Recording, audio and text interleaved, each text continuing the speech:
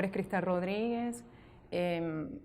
Vivía una vida de depresión debido a una situación familiar que me llevó a una profunda tristeza y decepción, todo ocasionado por no saber solucionar los problemas como tal, como familia. Me refugiaba en el vicio del licor, mis emociones se fueron alterando, habían ocasiones donde era una alegría extrema, quería comerme el mundo, y en otras ocasiones era al contrario, caía en un estado depresivo, que pasaba semanas que no me quería levantar de la cama. Cada vez esto se fue poniendo peor. Llegó el momento en que ya no me quería arreglar, no me quería bañar, y sin embargo, mis amigos se preocupaban por esta situación, lo que ocasionó que me llevaran a un psiquiatra. Me medicaron ansiolíticos, psicotrópicos, cualquier clase de fármacos para poderme aquietar, y con esta medicación yo bebía igualito. Era una bomba de tiempo para mi propia vida.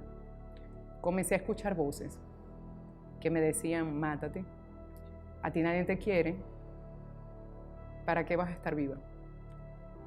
Paralicé mis proyectos personales, sentimentales, paralicé mi vida durante mucho tiempo. Intenté quitarme la vida. Cuando estas voces se identificaban, yo agarré, bebiendo, decía: es verdad, tienen razón. Dialogaba con estas voces. Tienen razón, total.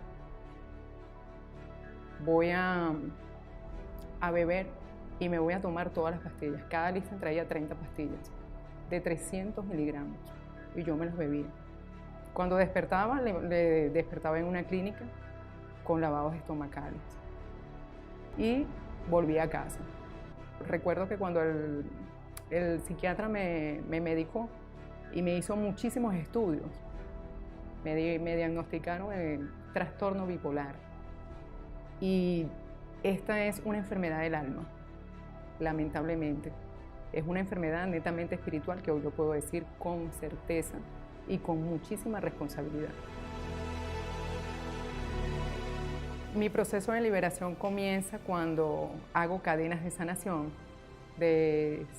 total, y participo los martes, miércoles y viernes en la oración como tal. Hoy en día yo soy una mujer transformada, mi familia y yo somos felices, nos amamos, llevamos una comunicación, gracias a Dios, extraordinaria. Los problemas siempre van a existir, pero sabemos solucionarlos.